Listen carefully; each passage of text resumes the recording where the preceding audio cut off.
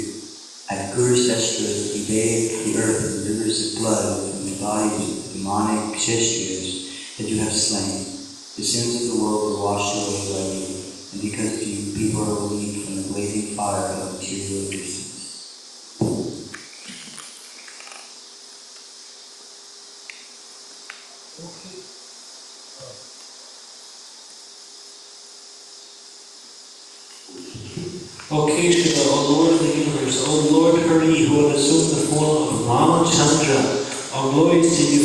In the battle of Lanka, you destroyed the ten-headed demon Ravana. You destroyed the ten-headed demon Ravana and distributed his head as a delightful offering to the presiding deities of the 10 directions, a feat long desired by them all, whom that monster had much harassed.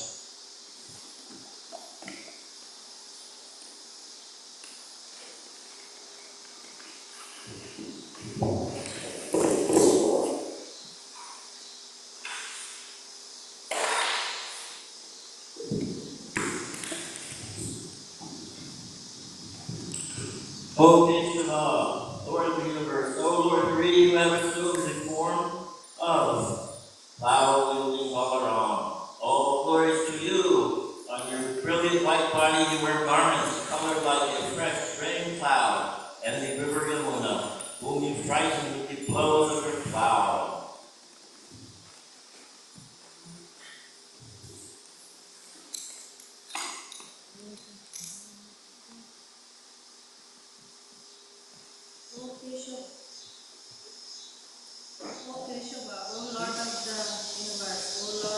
Hare, who have assumed the form of Buddha. All goes to you, your heart filled with compassion. Your dirty animal are slaughtered, performed according to the spiritual rules of Vedic Sutras. You have to press the button. Huh? Can you press the button? That one. That one's dead. Yeah. Sorry.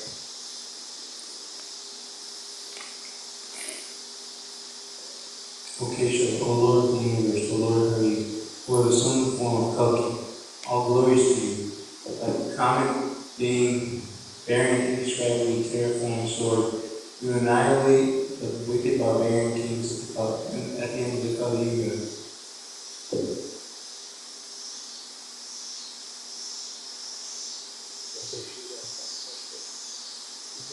Shri Dashtavatar Stotra Ki Jai.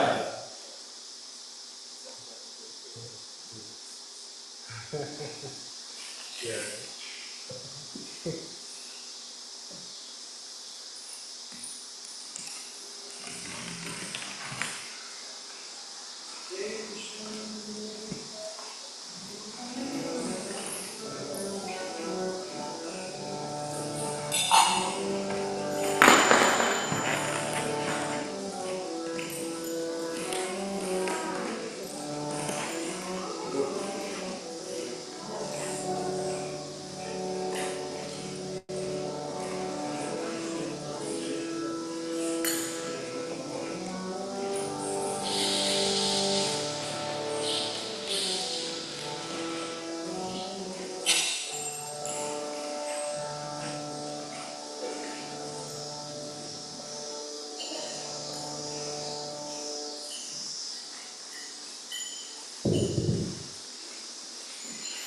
Hare Krishna. Hare Krishna. Hare Krishna. Hare Krishna. Krishna. Krishna Krishna. Hare Hare Hare. Rama. Hare Rama. Hare Rama. Rama. Rama Rama. Hare. Hare Hare. Thank you everybody for being here. This is Balaram Jayanti. So,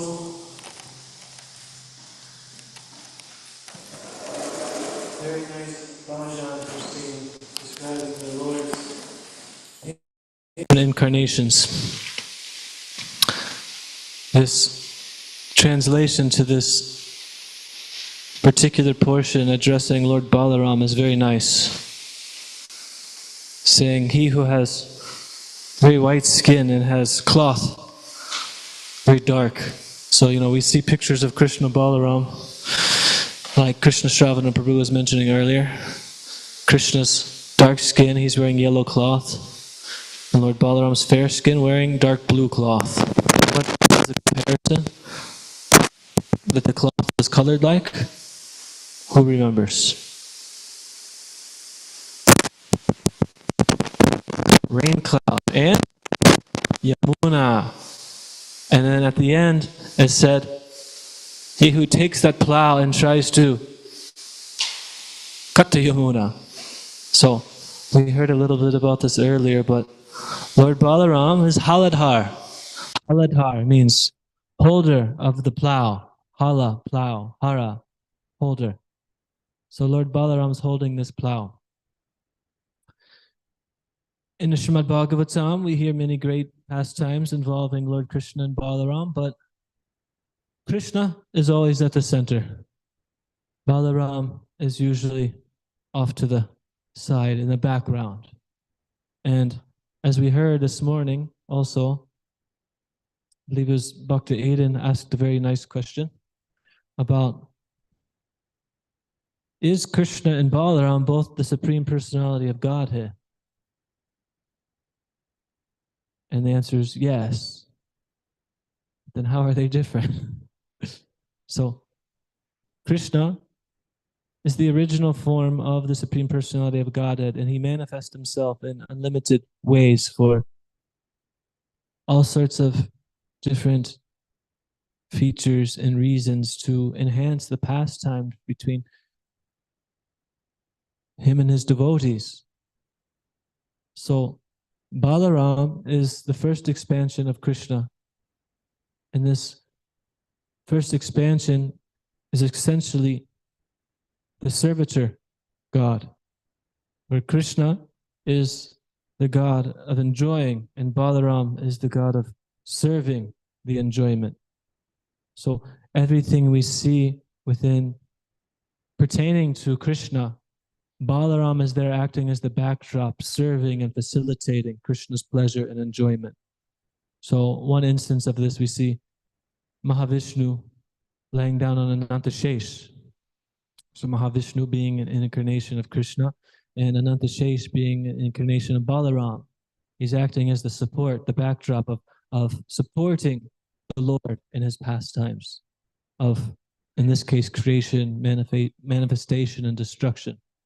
But Balaram is always there. And why is this important? Because in order to approach Krishna, we must approach through Balaram. Balaram is representing Guru Tattva, because he is the form of God that's teaching us to surrender and serve to God. And in this way, we can also participate in Krishna's pastimes, not as ourself the enjoyer, but by putting Krishna as the center of enjoyment. So this is very essential thing to understand about the philosophy of Krishna consciousness, of approaching Guru in order to approach Krishna.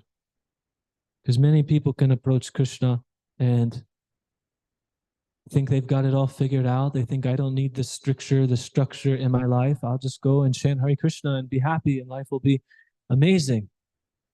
But Guru is there to show us the proper way, to give us support, guidance, shelter. And in this way, it actually pleases Krishna much more. Krishna very famously says in, I forget which Purana, but one who calls himself a devotee of Krishna is not actually his devotee, but one who's a devotee of his devotee. This is Krishna's devotee. Krishna accepts him as a servant. So this is the humble process of approaching Krishna through the Guru Parampara. And we're fortunate in this day and age. We have Srila Prabhupada, who's representing our wonderful Guru Parampara, and mainly on behalf of Lord Chaitanya Mahaprabhu. So every day when we offer our prana mantras to Srila Prabhupada, we say Namaste Saraswati Devi Gauravani. Gauravani. So Srila Prabhupada is acting on behalf of his spiritual master, Bhaktisiddhanta Saraswati. By his instruction, he's preaching Gauravani, the instructions of Lord Chaitanya Mahaprabhu. So Lord Chaitanya Mahaprabhu is non-different from Krishna. Krishna manifests in this Kali Yuga to initiate the Sankirtan movement, to reclaim all the fallen souls and give the pious souls opportunities, and impious souls for that matter, to easily take to Krishna consciousness just by chanting the Maha Mantra. But he does not come alone. Who does he come with? He comes with Lord Nityananda. He comes with all of his associates, but namely Lord Nityananda. Lord Nityananda is none different from Balaram. So in the same sense that approaching Lord Chaitanya, we have to approach through Lord Nityananda. We need the mercy of this feature of God to approach God himself. And by receiving that mercy, approaching Krishna is very easy, but by doing it on our own, it's very, very difficult. So throughout Krishna's Leela, particularly in Vrindavan, Krishna is fond of killing many different demons. There's Agasura, there's Bakasura, Trinavarta, Shakatasura, many, many demons. So Bhaktivinoda Thakur, he describes kind of an inner meaning of these demons, how they represent different anarthas. And Krishna kills all the demons except for how many? Some are killed by Balaram. Balaram killed 2 of them. Lambasura and Dhanakasura? Yeah. So, in essence, these demons that Krishna kills represents our anarthas. And we have to take shelter of Krishna and serve Krishna and pray to Krishna. And by Krishna's mercy, he can remove all these anarthas from our heart. He can kill these demons that keep us from loving him. But these 2 demons that Balaram kills, they represent the weeds we have to pull out ourselves. So you have to forgive me for not doing my research, and I don't have them right in front of me. I can look it up later and show you, but the principle is that this comes with the process of approaching a guru, taking shelter of the spiritual master, that by being humble and submissive and following the instructions of the spiritual master, we have to willingly choose that direction. And when we choose that shelter, then mercy can rain down upon us, and that mercy will protect us from all of the things that keep us entangled in the material world.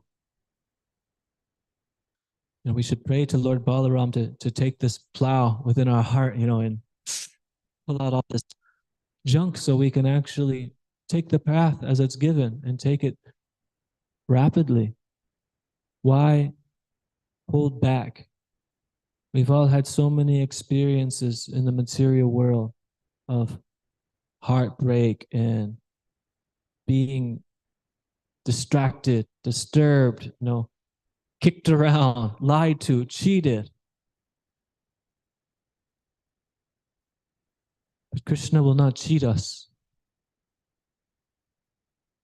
We simply have to submit ourselves before him, take shelter of Krishna. And he'll never cheat us, but we'll cheat ourselves. Srila Prabhupada, he makes the point that one who wants to get cheated will get cheated. So if we want to be cheated and not accept the highest truth, not to fully commit ourselves to the path, then very easy our intelligence will make those means available. We'll be able to come up with some excuse or some doubt or some concern, and that is the reason why we're not fully able to commit ourselves. One of the offenses to the chanting of the holy names of Krishna is to not have complete faith in chanting the holy names. And why is this significant in light of what I'm talking about? Because sometimes we may say, I don't have faith, I don't have doubts with the philosophy. I don't have doubts in the process of chanting Hare Krishna. I don't have doubts in the devotees. I just have doubts with myself, doubts that I can do it. And why is this bad? Because this is an offense to the holy name. To not have complete faith in chanting of the holy name. Krishna is supremely pure, and anything that approaches him will become purified. And this is exemplified in this pastime where Krishna kills Putana. Is everybody familiar with this, or maybe not so much? There's some newer people. Anyways, Krishna was a baby in Vrindavan, or Gokula still. Anyways, Putana, very nasty witch-like demon. She assumed the form of a beautiful young woman, and she came to approach Krishna to offer her breast milk to him. And all of the Krishna's family members and associates were all struck by this beautiful woman. They thought she was coming from, the heavenly realms. So they were like, yeah, please come in, it will be great. But this demon smeared poison on her breast with the attempt to kill Krishna. So we may think of all the offenses that we do throughout the day, throughout our life, the sinful behavior. But she put poison on her breast and was going to give it to Krishna. You know, sometimes some devotees help me in the kitchen cooking, and sometimes I try to be nice, but sometimes I yell at them. Not for my own pleasure, but for Krishna. We have to do everything first class. We have to do things paka. We have to do things clean. And devotees are very diligent to offer the best things to Krishna. But here's this witch demon, and she's approaching Krishna with poison to give. But Krishna, so mercifully, he accepted this offering because she was approaching him in the mood of a mother. So Krishna reciprocated. Krishna says, Yeya tamam prapadyante tam stataiva bhajamyaham mamavart madhuvartante manushaparta sarvashaha.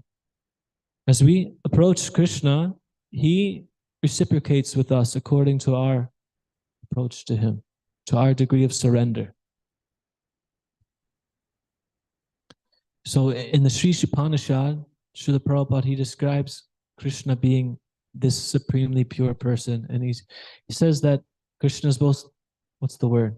Antiseptic and prophylactic. And he gives the example of the sun. There may be a puddle of urine on the street, but the sun is shining down and hitting this. And the sun evaporates it and bakes it and basically neutralizes it. But the sun's not affected.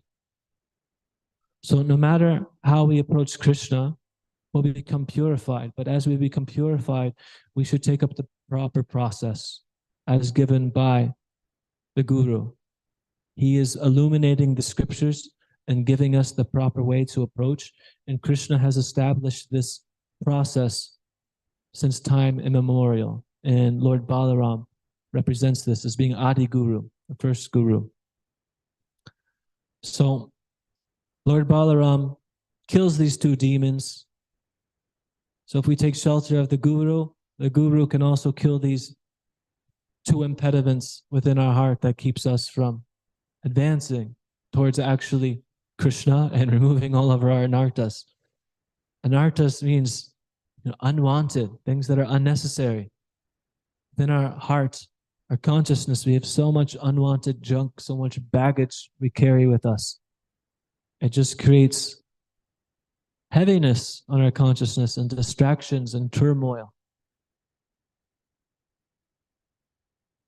Who wouldn't want to give them up? But when we're provoked with giving them up, we're often timid and afraid. It's because that's all that we know. If I give these up, who am I? Due to our close association with the material world for so long, we've lost sight of who we are. And Krishna says, Prakrite kriyamanani, gunai karmani sarvashahat, and mudhatva hankara kartaham eti manyate. Everybody thinks they're the independent doer, that they know who they are and what they're doing and why they're doing it. But Krishna says it's merely just because you've associated with the modes of material nature in a particular way. Because we've associated with the world around us in a certain way, that's why we accept a certain sense of identity. And then ultimately, frustration. But as we hear from the Guru, who's giving us the real knowledge to approach Krishna, he describes how we are in fact servants of the servants of the servants of God. Das anudas anudas. This is our real identity. And the more we can align ourselves with that identity, we can experience bliss, nectar in this life very easily. So, one tool that helps us do this, we do every day. We hear from the Srimad Bhagavatam every morning. And I was just reflecting on how, we all know Shukadeva Goswami speaking the Bhagavatam, yeah? Who's he speaking to? He's speaking to Maharaj Parikshit.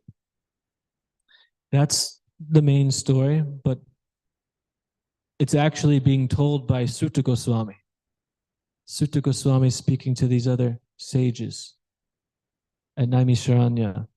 And the reason why Sutta Goswami is speaking is because his father actually was supposed to speak at this assembly of the sages, but his father got killed. And who did he get killed by? None other than Balaram. So Balaram was touring around all the pilgrimage places in India,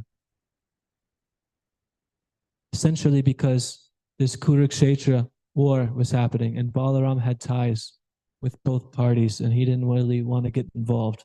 So he went on pilgrimage around India, and at one point he visited Vrindavan, which we heard about, and he came to Naimisharanya where these sages were engaging in this 1,000-year sacrifice, and Ramaharshana Sutta, who's the father of Sutta Goswami, was given the benediction that he could live long time and have perfect health and speak to all these sages. So he's sitting on a Vyasasan, a seat that's raised up as a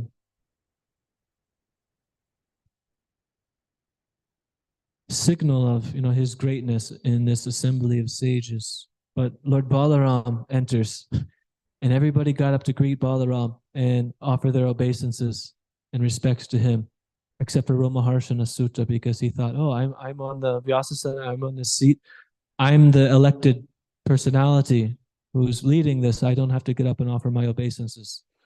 So Lord Balaram noticed this. He picked up a piece of grass and killed him with a piece of grass.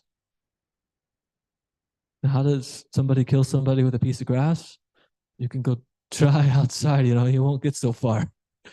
But this is the Lord. The Lord is supremely opulent. We're all sitting on this building, which is sitting on the earth, which is floating in the sky. What keeps all the planets floating and in orbit? The Lord is filled with unlimited potencies to do whatever he so pleases. So killing somebody with a blade of grass is not so much of a special thing. But it is very special because it's connected to the Lord. Anything the Lord does is phenomenal. So then Lord Balaram killed Ramaharshana Sutta for this offense. And then all the sages described to Lord Balaram what happened. They said, no, we elected him to sit there. He was supposed to do this. He was okay. You shouldn't have done that. That was a little too much. And he said, okay, so what should I do? Should I bring him back to life? He said, no, you already killed him, so that must be what you want. So they're like, okay, what to do?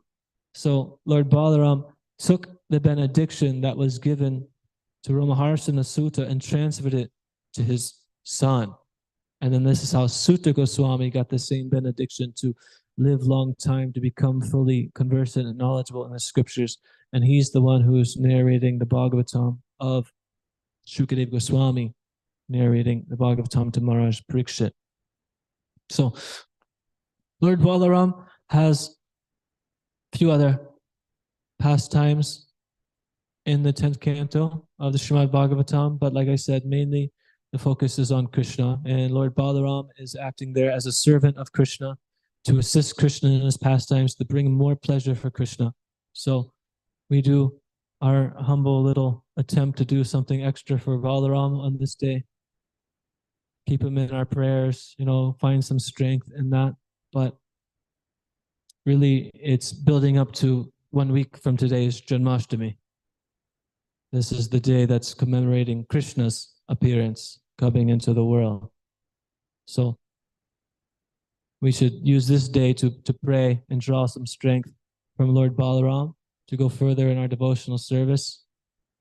And we can use that to be prepared for the following week, where Janmashtami, we can look forward to extra service, extra hearing, extra chanting, everything extra except for eating, fasting till midnight. But it's very nice opportunity to really push ourselves to do more service, push ourselves to hear more, to inquire more, to give Krishna just more of our time all day long, to push ourselves to really reflect on what it is that we've been given and what we're able to take part of.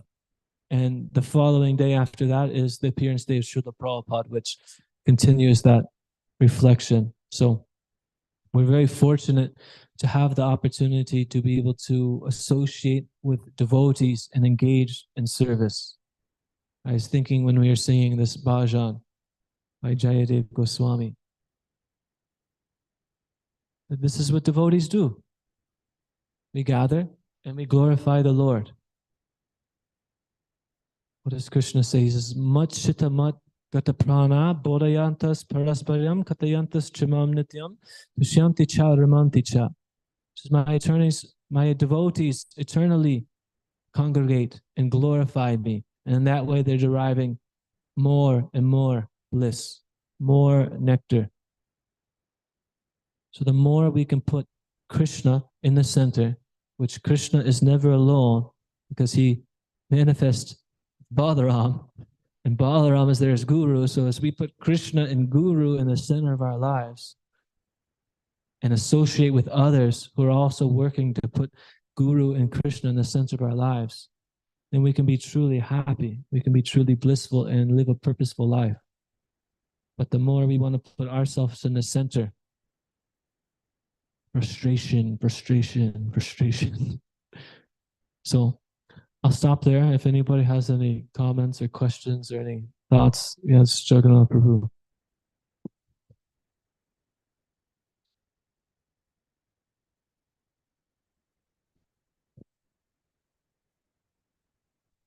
I was just wondering while you were speaking about becoming submissive to our spiritual masters. So I was just wondering, how can I become submissive to my spiritual master? And what can I do when my spiritual master goes back to Godhead? How can I serve him better? Serve him better. Tatviri pranipatinam pariprashnena sevya upadekshanti tegyanam jnaninas tattvadarshana. Just approach the spiritual master in a submissive mood, ready to render service and inquire, asking about the truth, asking about what we should do, what's best for me. And the spiritual master is a very special personality. Guru is not a psychiatrist. The guru is not a doctor. The guru is not a physician. He may be a physician. He may know about psychiatry. He may know about good health, but that's not what guru is. So we should approach guru inquiring into the truth of life, of how to perfect my life. Relevant questions pertaining to the scripture, relevant questions pertaining to devotional service.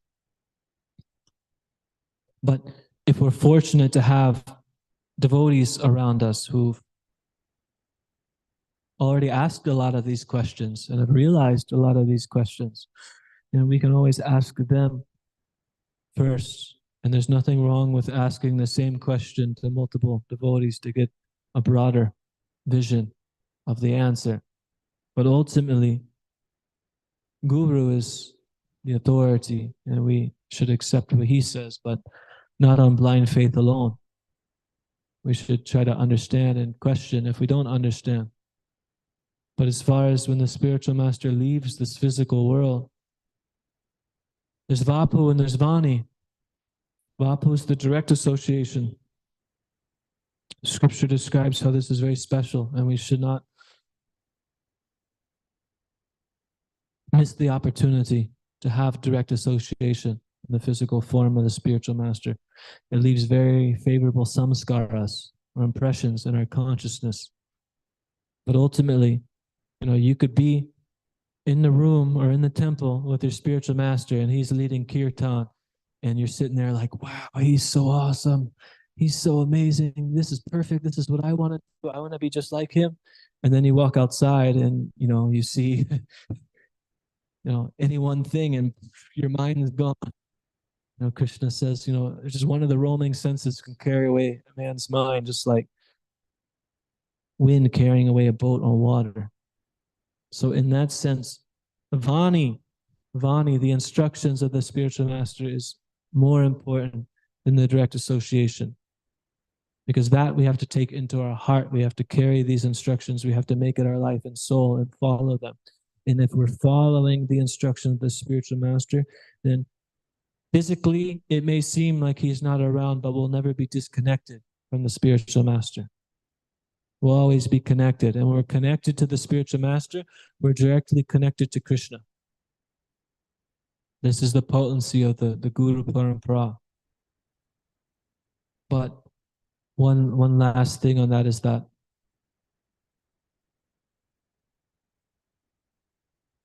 if we've been fortunate enough to have a lot of direct association with the spiritual master, and then he does leave, naturally there'll be some longing and hankering and missing him.